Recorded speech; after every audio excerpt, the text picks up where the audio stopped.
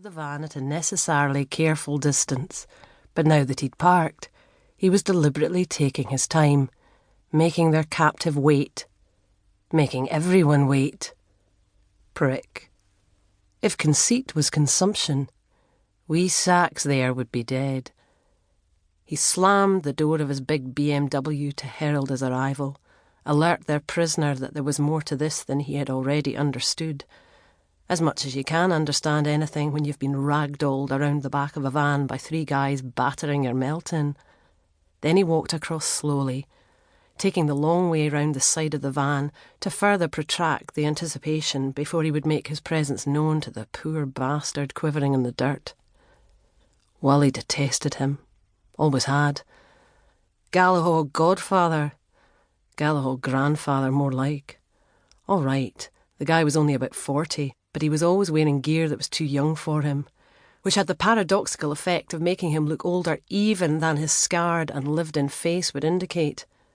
A face you would never get sick of kicking. Wally resented being here, dancing to the jumped-up old throwbacks tune. It was one thing playing along to keep the peace, but that wee cock just loved this all too much. The bastard should watch his step, see he didn't make the same mistake as his ex-pal lying on the deck.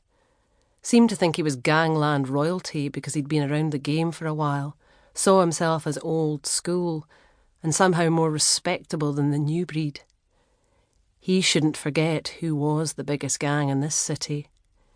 Just because they found it expedient or mutually profitable to help you out didn't mean you could take liberties or start kidding yourself about the nature of that relationship.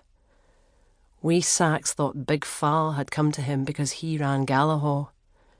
Truth was, Wee Sachs ran Galahad because it suited Fal to allow him to. That the wee shite had insisted on being here tonight said it all.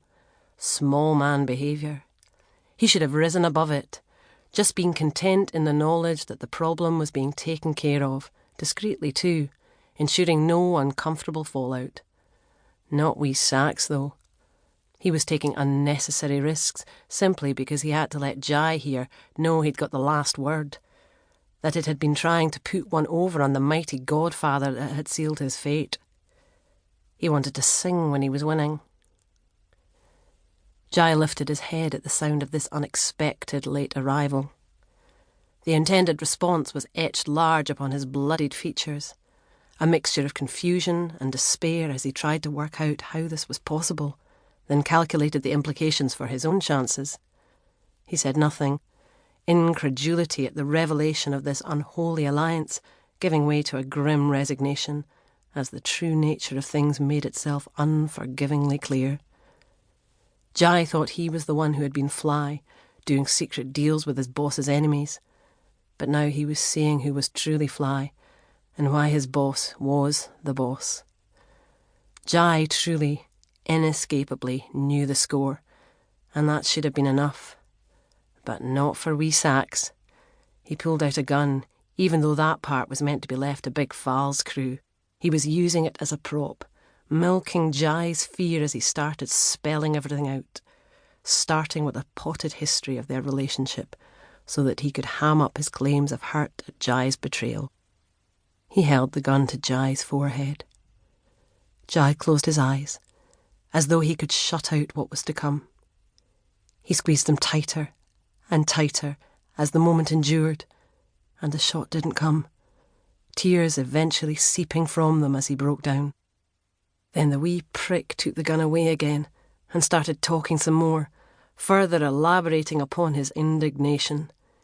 He was getting too much from this to have done with it quickly, although not in some sadistically frivolous way. There was boiling fury in him, incredulous outrage at Jai's temerity. It was as though this moment was not reparation enough, killing him merely the once, insufficient vengeance.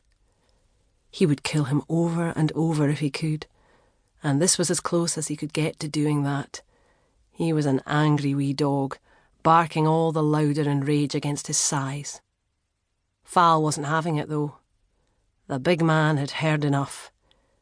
He took out his own gun and barged the yappy terrier aside. "Don't kick the arse out it," he warned, and shot